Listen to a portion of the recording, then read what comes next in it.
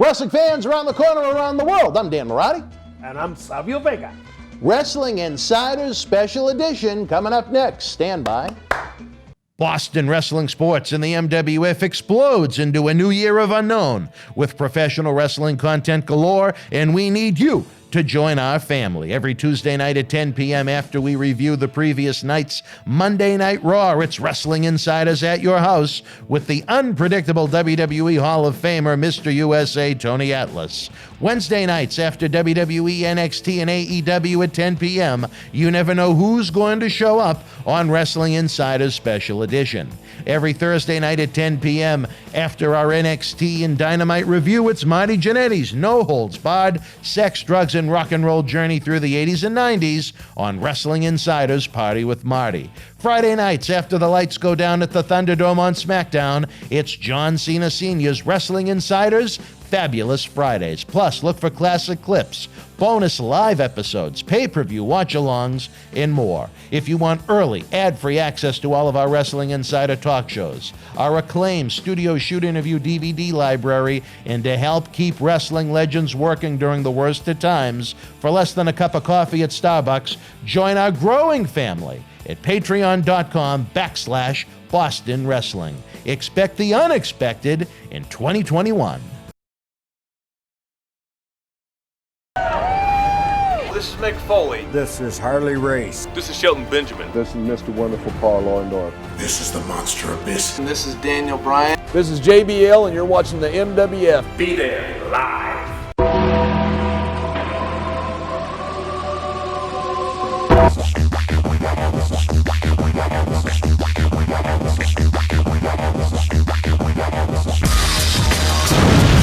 All right, wrestling fans, welcome to, I guess, what we'll call the official debut of Savio here in studio. He joined us for the 9th annual Paul Bearer Holiday Headlocks Toy Drive. We did a special episode as a tribute to the late, great Pat Patterson, but as we continue our mission to keep the great professional wrestling legend, veterans and legends working here in this studio, Savio could probably be here, as I noted to him, for maybe the next 10 years, trying to break down some of the great places, experience, memories, legends, promotions, promoters that he worked with. Yeah. I think we're going to have a great time. We got a lot of great content we're going to cover.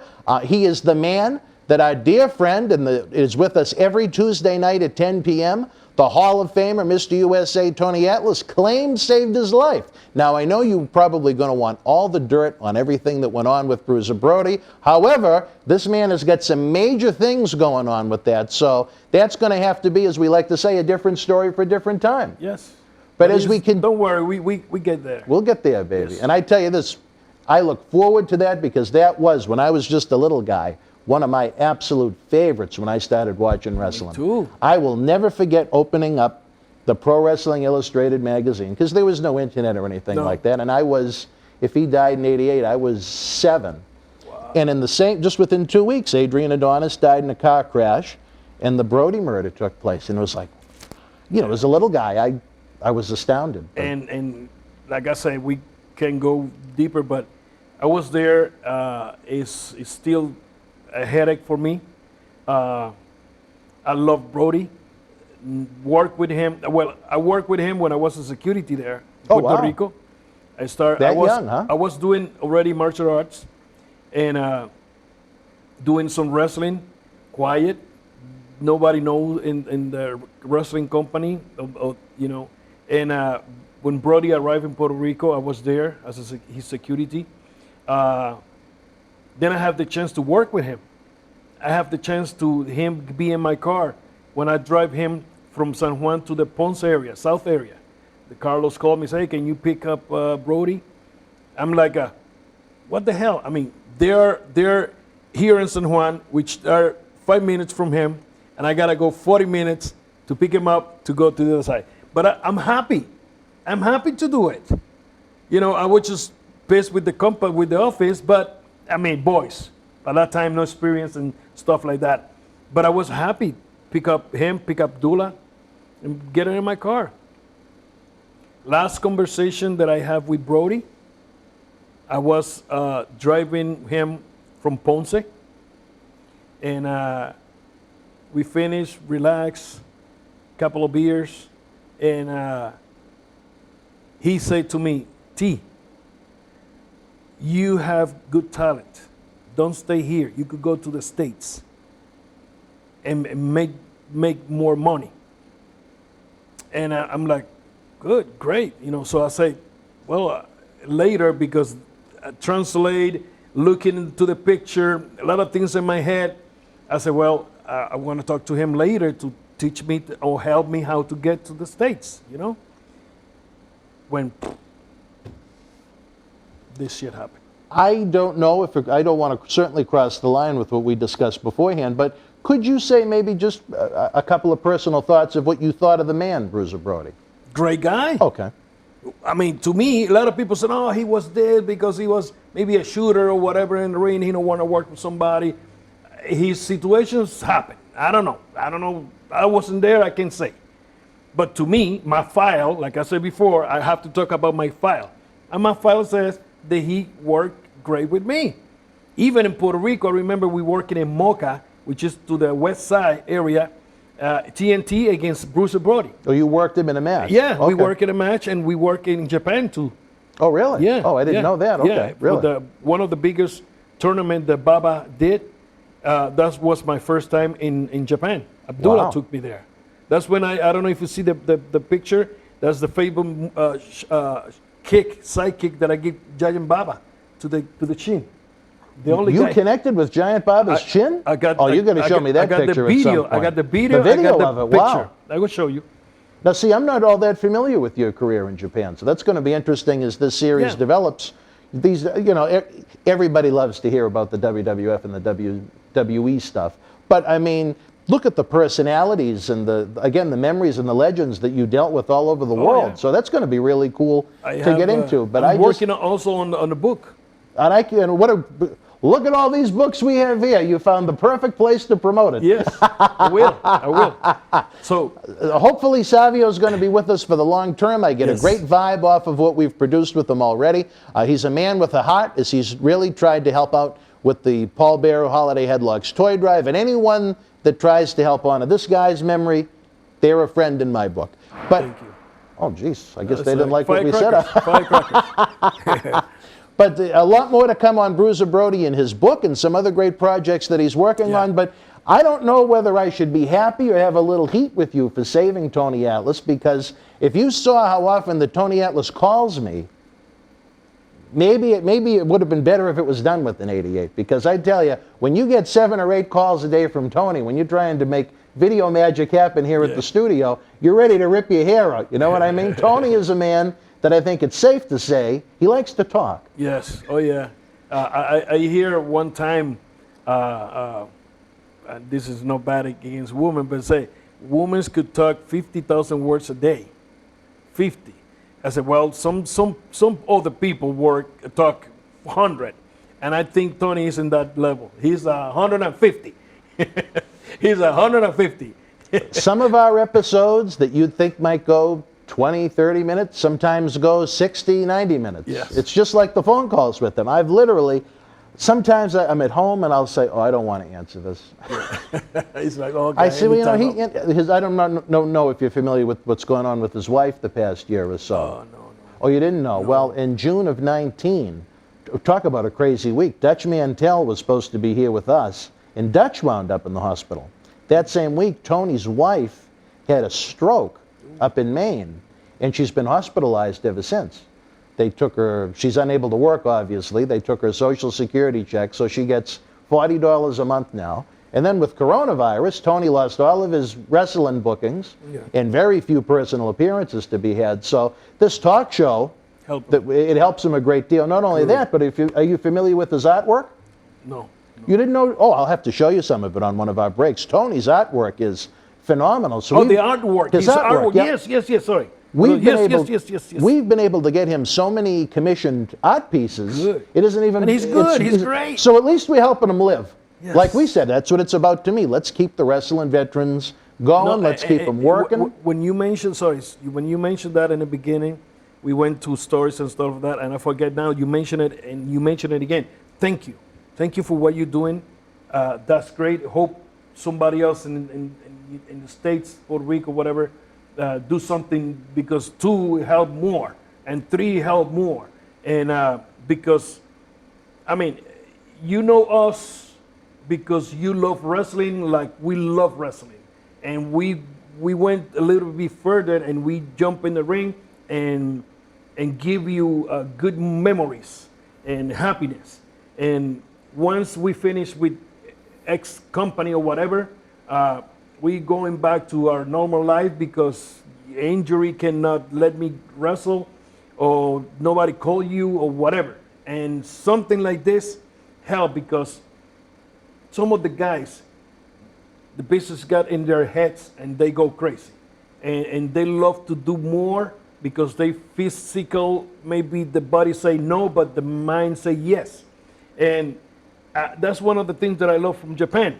You see Judging Baba, he was an older guy, but he was in the ring still. And the fans love that and they respect that. Some of the old timers go in the ring and some of the people go, look at him, he's this. Respect the experience of that person because when you're younger, he make you stand up. He make you yell. He make you happy. He make you cry. So don't be tough and don't say that he's all. That's not all. That's a lot of experience right there. And you have to respect that.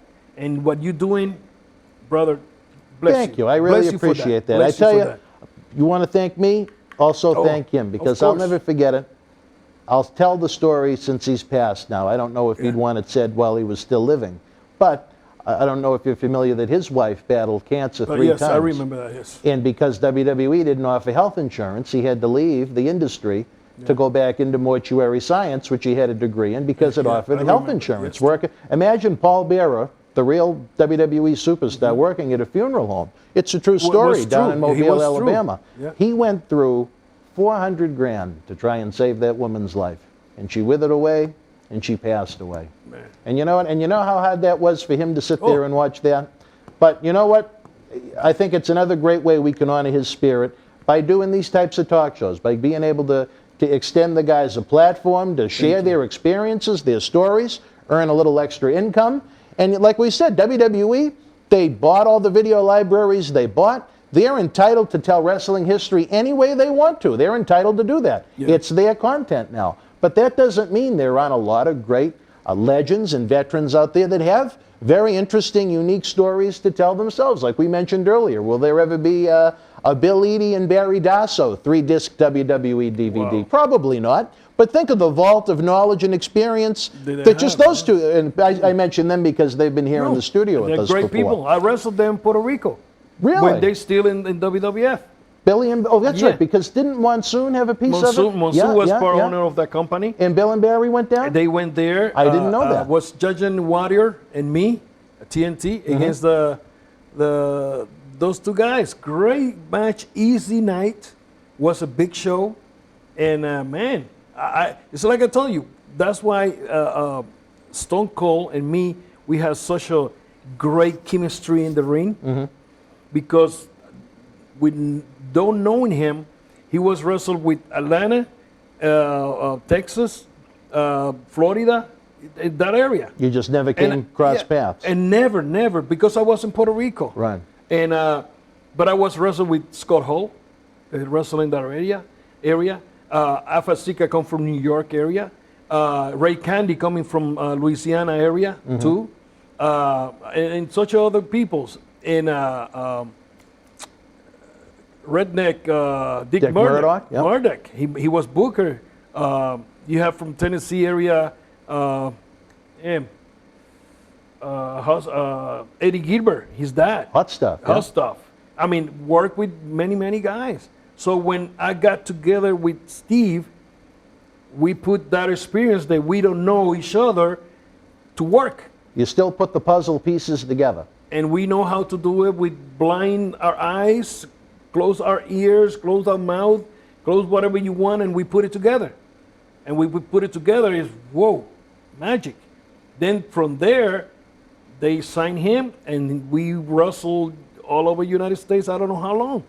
That was a hell of a feud in '96. It was a long feud. They give us a WrestleMania 12. Yeah. Oh, we're going to get to 96 at some point in this this voyage we're going to go on in your career, and I can't wait to hear it. As I thought, even though 96 was kind of a down year when you look at the quote-unquote Monday Night TV ratings, I thought the quality of the in-ring presentation was actually very good in 96. Yes. But we got to get there. We got to get there's many years, many stories to get through before we get to 1996, and I look forward to telling them. Let's kick it off with how it began as we look at your WWF career. In 1993, you came in the summertime for a couple of tryouts, TV tapings as TNT, as you were better known in Puerto Rico. How did that come to be? I did try out with them. I was in Japan. My first tryout, because it's a story somewhere. Somebody says that I was in Florida and I went to WWF to do tryouts or whatever. That never happened. I don't know who made that. But my first tryout was in Syracuse, New York, when Scott Hall called me and talked to Vince about being in, come to do a tryout. So I flew from Japan, New Japan Pro Wrestling, to Syracuse, did my tryout, did my second tryout, was a Tuesday too. Then I went home. Then later they called me, and that's when I called Pat, called the office, and Pat talked to me, and they bring me on board. So since I started working, they put my name Kwang. They don't want to use the paint. I was TNT. Kwang was a TNT with a mask, and look, of course, looked different. Oh, sure. And and they could own it. Mr. Yeah. And they could own it. As TNT, you would have ownership for life. They don't want the paint and all that. So, yeah. So Fuji, Mr. Fuji, God bless his soul, he helped me a lot with the timing there. Yes, because they put me with Harvey Whippleman, but I was already friend with Yokozuna from Japan and Rikishi Fatu. We are already very good friends. The whole Samoan family from coming down to Puerto Rico, right? Coming from Alpha and Sika down. I worked almost all those guys. And so one of the things that we say in Japan is, hey, we are islanders and we have to take care of each other. You come from an island, I come from an island, so we always together. So Fuji helped me a lot with the character. He said, you do this, you too fast, you do this, calm down, easy. So I was riding with them, and Fuji was there. He watched my matches every night. He said, Kwang, you gonna wrestle? Yeah, okay. I get up to, get ready, and he's walking, get his ice back, sit down, ice, and watch my matches. What a valuable resource they have. But as someone that was as experienced as you, what was the tryout process like? I think you worked Reno Riggins the first night, and then the second night you worked future headbanger of the WWE Attitude Era, Glenn Ruth. Well, yeah, your memories of there you go. Good. Let me see that. I like to see that. Because when I went there, I would just focus on what I'm gonna do. And I remember Glenn and remember some of the guys that do jobs there, and I see their faces. I know them. So when I did my tryout, I come back in the dressing room and backstage, and here comes Scott Hall and chopped me right in the chest. Boom! I'm like, hey, and he's like, where the hell I saw where you left the guy that used to beat the hell out of me in Puerto Rico? I said, what do you mean? That tryout was a garbage. I want to see the heel. I want to see the guy that beat the hell out of me in Puerto Rico. I'm like, I'm trying to be humble. No, I want to see the tough guys. Okay, so tomorrow you got to work again. So tomorrow I let the TNT come out, and I were more vicious, more blah blah blah. That's the guy that I want to see, and so they hired me a couple of months later. But do you think it was almost a test having them, a guy with your experience, do jobs to a couple of enhancement guys? Maybe. Just to see what your attitude was like. I was there in focus on that I know already the business. Mm-hmm. I understand the business. Of course, I understand 20 years later better than back, but I know I have to do that. So no problem with me. Let's do whatever I have to do. And whoever comes to WWF has to do a job. Nobody leave out of there if you don't do a job. Right. Maybe you go over and left the company, but you're going to lose money. But, and happy to do that. I love the character of Kwang because, like I said, was a TNT with a mask. the way they let me work. I did the miss. Then later they cut the miss because the canvas got damaged. A lot of cleaning to do. Yeah, and I have to do if you see pictures, I do the miss to the outsides, to protect the canvas. So we cut that part. But the character was strong, loved the character.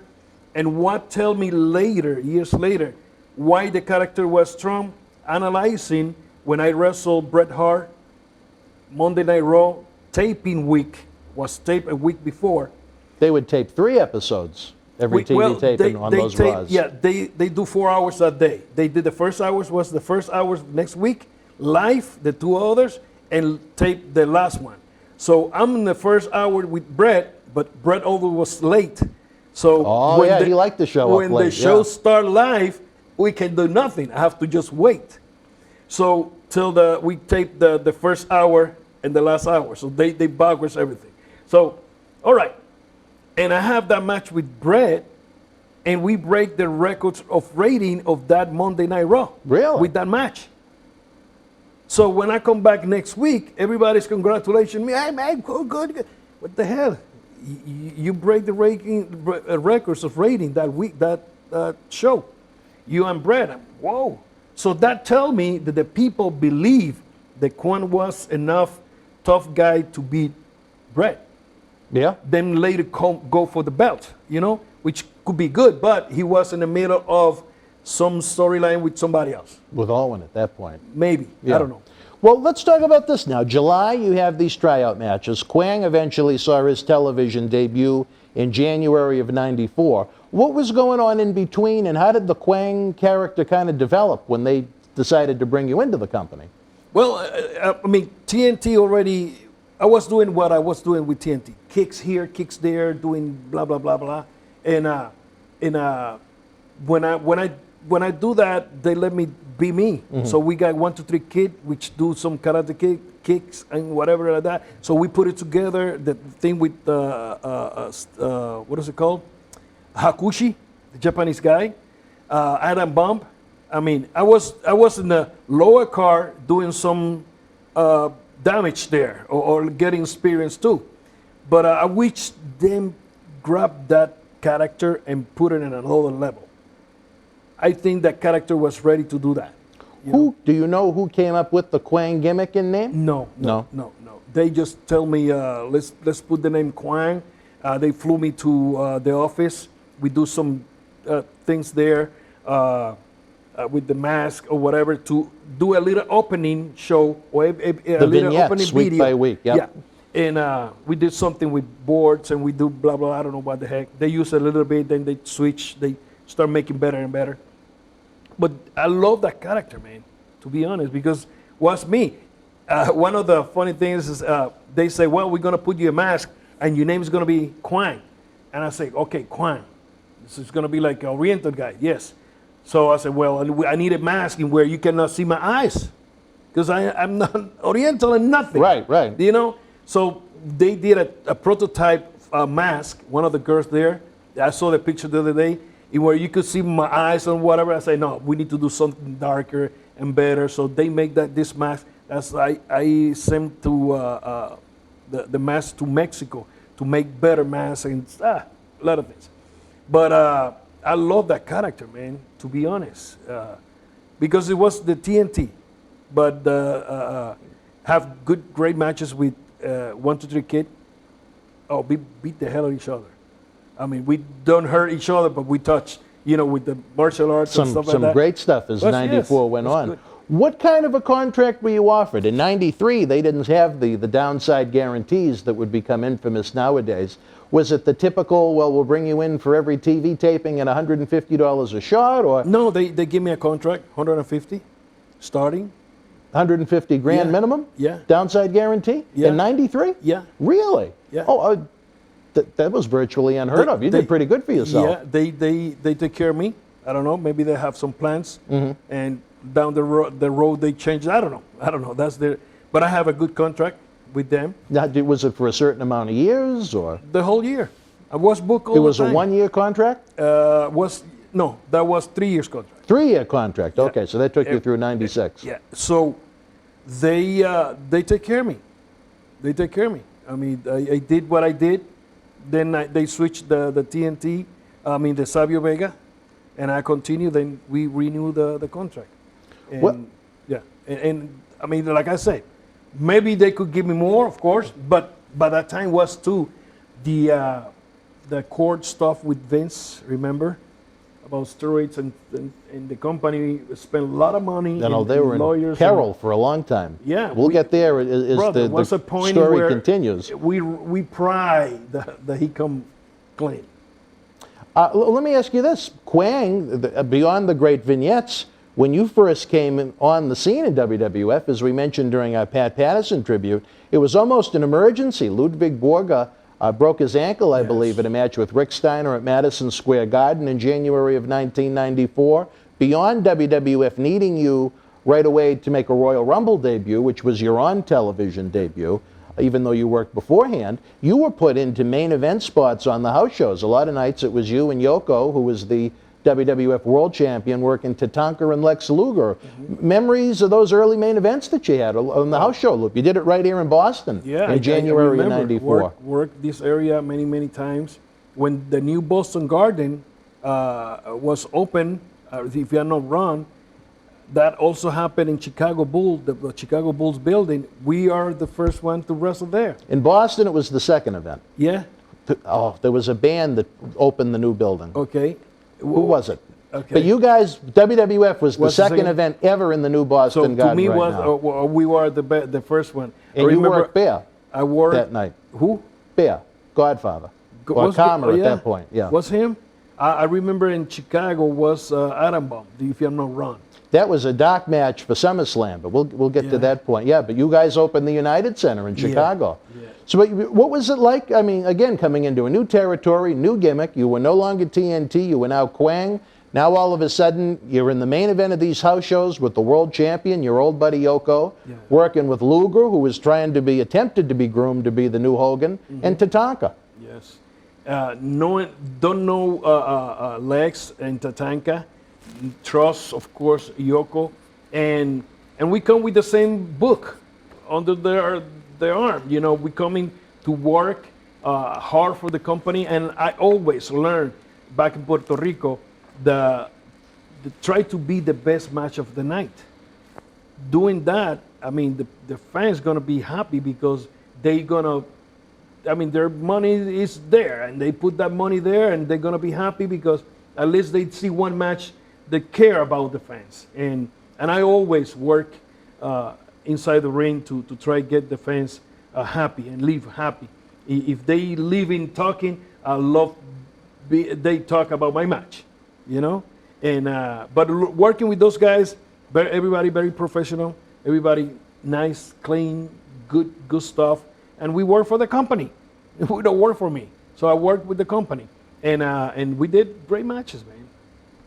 Great match. What did you think about Luger? There was a guy, they tried every trick to try and make him the new Hogan. They had the whole bus tour the previous summer when he went around the country in the red, white, and blue to get ready for Yoko. And, you know, if you looked at an action figure or if you looked at an 8x10 photo, you'd say, wow. Great. But then when it came time for those actual matches, it was almost like indifference. Yeah, well, I compare it, great guy. I mean, attitude, he's good. And maybe for the business, he have different attitudes or whatever. Everybody, all we have that. But I compare it to him with the Peacock. Peacock? Peacock.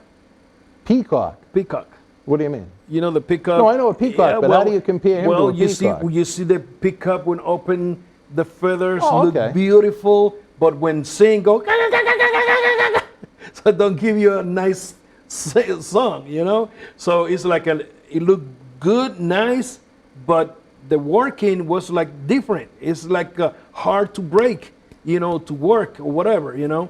I was with Luger many times. You know, good times, him and Davey Boy Smith.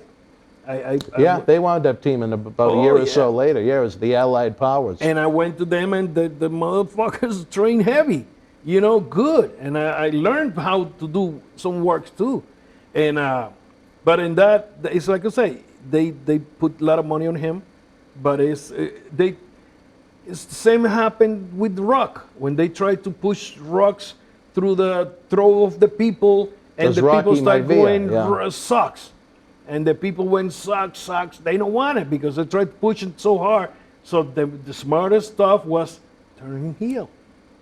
And it worked well. Of course, when turning heel, he's gonna be a babyface. With Luger, I know his debut was before you joined the company, but I don't think he was necessarily over when they positioned him as the narcissist Lex Luger either. I thought they had a fighting chance as a babyface because he had, on paper, all of the look and the, like I said, if you were going to groom an action figure, what would you want it to look like? Him. Is guys that are made for the company, and he was made for Atlanta company, Yeah. WCW. He just if you never take him seemed- out of there, if you like happened, you put him in WWF, it's like he don't belong here. He belongs over there because he started over there, and whatever they did with him there worked. And when he went back, same thing after he left WWF. But we'll get to that point as the journey continues. What about Native American Tatanka? This is a guy that I thought Chris had a Ellis. fantastic look. Yes. I thought he was well spoken. I thought he had a very colorful gimmick that people seemed to like and resonate with. Big. It just, for whatever reason, he never seemed to get that main event push. What do you think was missing in the Tatanka presentation that kept him from being maybe an upper mid-card guy from a guy that could have been elevated to the main event? Maybe more head on the character, more work on the character, because if a booker wanted to push somebody, or maybe the owner want to push somebody, they're gonna push it. They're gonna push it. Don't think of nothing because the character is there. Now it's the head of the booker, the writer, to look through that person and go like, okay, I could do this with this guy because this is the way that I see it. This is what I do. I see you, so you know wrestle, so I'm gonna put you in a position in where you're gonna be either a buyer or a lawyer, or a nasty manager, something with that position of look like a lawyer type, you know? And I'm gonna put heat on you, but you're not gonna wrestle, but you're gonna give me at least 5 minutes with the baby face to get a good house, to get a good story. So you need to look through that. So Chris, they push him heel one time. They did turn him heel in 95, right? But from 92 to 94, he had a very long undefeated streak. They really pushed him strong, Yeah, but never to that main event level, though. To move to another level. Yeah. Well, but that's when they have to make the adjustment. Okay, I don't like this because I don't know why. There's something here. Let's keep that out here. Let's try this and let's try that. And from there, you put somebody over. And especially during that time period where steroids were such a hot topic in the company because of the Vince McMahon trial that was coming up, that wasn't a guy that came off that had that big, No, he was gassed up normal. look. He was in good shape. Wrestler. He was just thick. He looked wrestler. Yeah. Because we are training. I mean, we arrive in whatever city, and we either from airport go eat, hotel, straight to the gym. From gym, hotel, shower, and building. And that was our routine. And we train, 4 times a week. Every week. Some of the guys work out more. You got Sid Vicious, what a body. Tall, big guy, strong. Look body, And legs, I mean, oof. I remember one conversation one time was Bulldog and Lex, and I was there with them, and here come Bulldog. Lex, how long you eat a hamburger? And he's like, Burger King. He said, man, wow, I didn't even remember. Years. Wow. Years. Took it seriously. Oh. Dedicated. Look that body, brother. I mean, oof. You need to dedicate, and it's a lot of money. You can be on all the stuff in the world, but there's still a lot that goes along with it to get that action figure type look, so to speak. See. You know what I found interesting as I was preparing for the interview? We mentioned during your tryout in July of 93, you worked Reno Riggins and then Glenn Ruth. Fast forward to your actual televised, at the TV taping debut. It aired after the Royal Rumble in 94. But January 10th, 94, the first TV taping you compete at is Kwang. Guess who you went over on? Who? Reno Riggins. Reno Riggins. Isn't that something? Wow. The first man you ever opposed Yes. in a WWF ring? Blonde guy. I'm sure when whoever was putting the jobbers together that night, the enhancement talent, I'm sure it wasn't even a thought in their mind, but I just thought it was kind of funny that, isn't it funny how things come full circle sometimes? 6 months beforehand, you were TNT putting him over trying to get a job. Now it was his job to elevate you and make you look good in your TV debut. Wow. Crazy. At what point did you find out you were going to be with Harvey Whippleman? Oh, they just tell me there, he's gonna be your manager. Just say, hey, here, he's gonna be your manager, because I'm not talking. And You needed somebody. Yeah. So he was there with me all the time, you know. Then they switched me to Fuji. Harvey was on the road, just in the beginning, few matches here there. They keep him at home. And Fuji was the one. Then I was in charge to put the we call it the diaper, to Yokozuna, the black. The thing gimmick. that went around his tights? Sorry, you got choked. That's okay.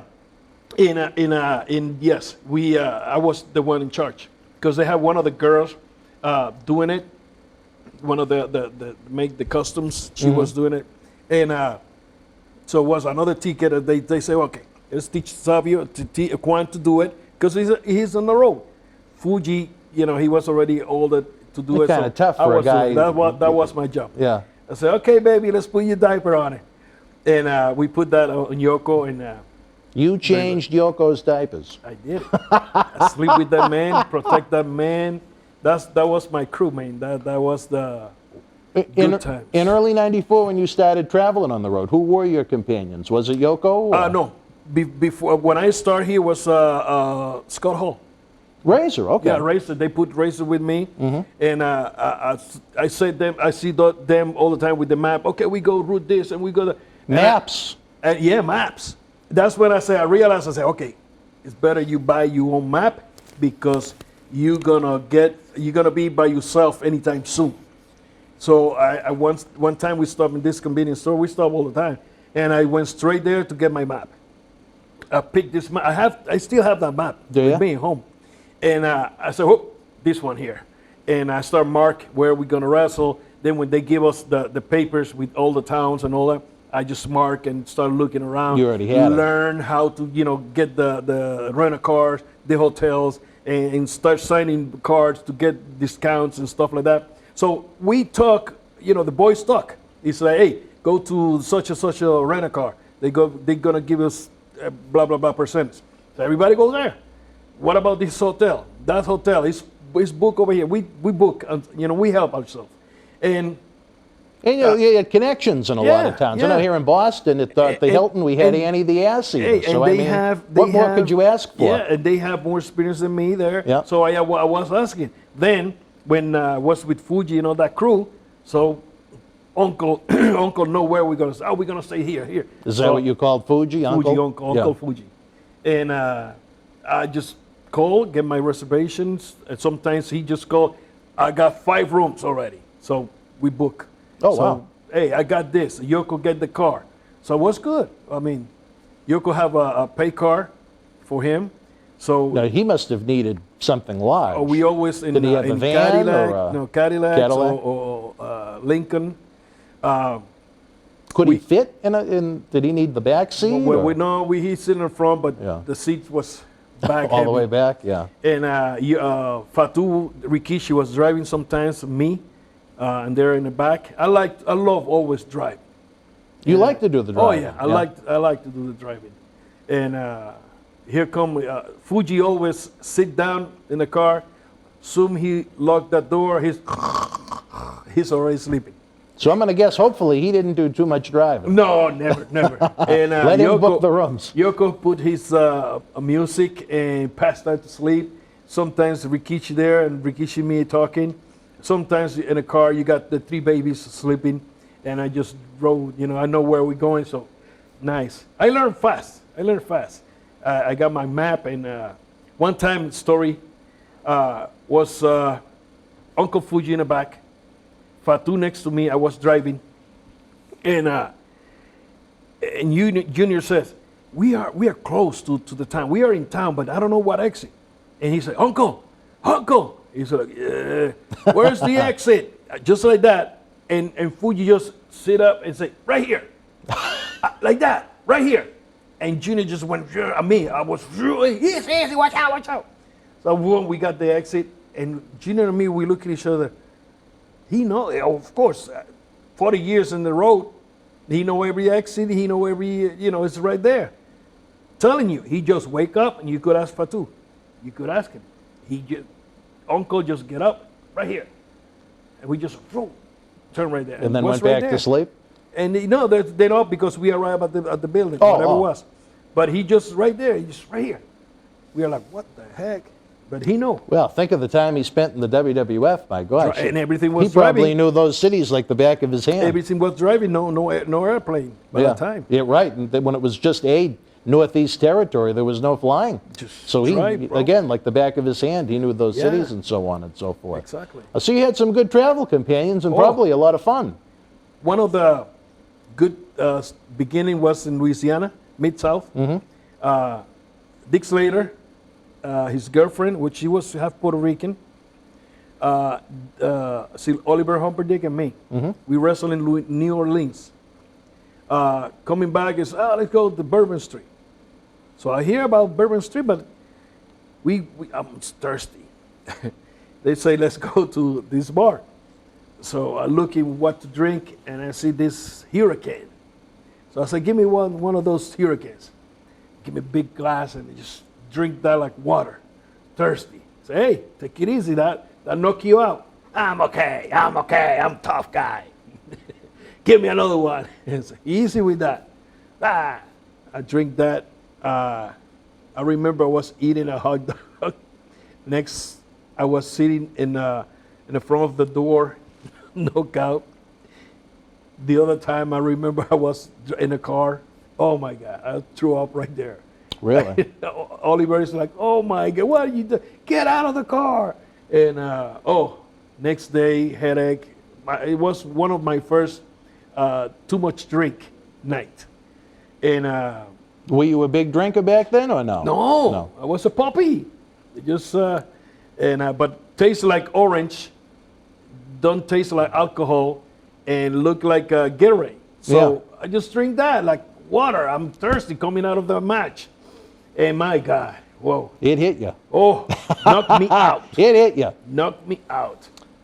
All right, wrestling fans, these are the types of memories, legends, stories, experiences you're going to get here on Wrestling Insider Special Edition. We have Tony Atlas every Tuesday night at 10. We have Marty Jannetty with his Wild Party with Marty stories every Thursday at 10. John Cena Sr. in the Thunderdome that he has something on his head every Friday night at 10 after SmackDown. But with this Paul Bearer Toy Drive initiative, all of the great superstars come into this studio to share their stories. We went through an episode, Savio. We didn't even get through January of '94. How about that? We're never going to get rid of you. Well, you have to move to Boston. I don't know what we need to come back. We'll definitely need to come back. What do you think, guys? Well, I know definitely, fans, you're going to want to come back because next time, when we're joined by Savio, we're going to discuss Royal Rumble 1994 and more of the happenings going on with Savio when he was Kwang in the winter of 1994. You're not going to want to miss it. For our new friend, Savio Vega, I'm Dan Marati. Until we speak again, folks, you and yours, be well, stay healthy. Good night. And definitely, this one is a mi manera o pa la calle. What he said. On Tuesday, January the 13th, 1987, the World Wrestling Federation was live at the Convention Center in Fresno, California. The opening contest, George the Animal Steele battled the Honky Tonk Man to a double countout. King Kong Bundy beat Pedro Morales. In the main event, WWF Intercontinental Champion the Macho Man Randy Savage retained the title over Ricky the Dragon Steamboat, who replaced Andre the Giant via disqualification. The Natural Butch Reed defeated Jake the Snake Roberts via countout in the Can-Am Connection with the win over the Dream Team. If you were in Fresno live, share your memories in the comment section below. Don't forget to check out our eBay store and WWE T-shirt fundraiser. Links in the description box below so we can bring you more interactive superstar shoot interviews to relive the good old days of professional wrestling and keep legends working via Patreon. Check it out. Boston Wrestling Sports and the MWF explodes into a new year of unknown with professional wrestling content galore, and we need you to join our family. Every Tuesday night at 10 p.m. after we review the previous night's Monday Night Raw, it's Wrestling Insiders at your house with the unpredictable WWE Hall of Famer, Mr. USA, Tony Atlas. Wednesday nights after WWE, NXT, and AEW at 10 p.m., you never know who's going to show up on Wrestling Insiders Special Edition. Every Thursday night at 10 p.m. after our NXT and Dynamite review, it's Marty Jannetty's No Holds Barred Sex, Drugs, and Rock and Roll journey through the 80s and 90s on Wrestling Insiders Party with Marty. Friday nights after the lights go down at the Thunderdome on SmackDown, it's John Cena Sr.'s Wrestling Insiders Fabulous Fridays. Plus, look for classic clips, bonus live episodes, pay-per-view watch-alongs, and more. If you want early, ad-free access to all of our Wrestling Insider talk shows, our acclaimed studio shoot interview DVD library, and to help keep wrestling legends working during the worst of times, for less than a cup of coffee at Starbucks, join our growing family at patreon.com/Boston Wrestling. Expect the unexpected in 2021.